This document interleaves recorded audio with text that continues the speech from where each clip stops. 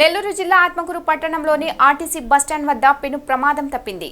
ఎప్పటిలాగే బస్సు ఆగు స్థలంలో ఓ ఆర్టీసీ బస్సు ఆగి ఉంది.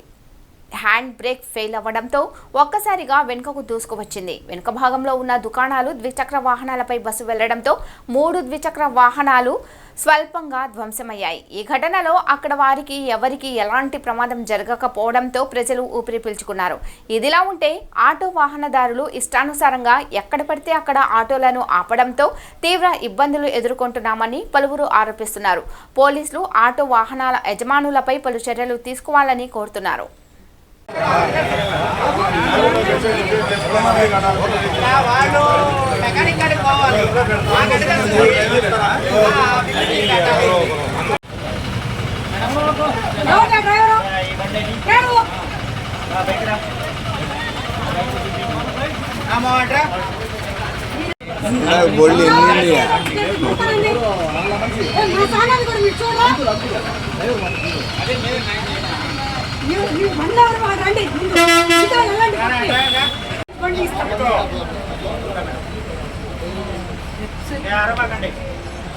మంచిదేలే మేడం, బాగానే మేడం, బాగానే నేను మాట్లాడుతున్నారా మీరు మాట్లాడతారా?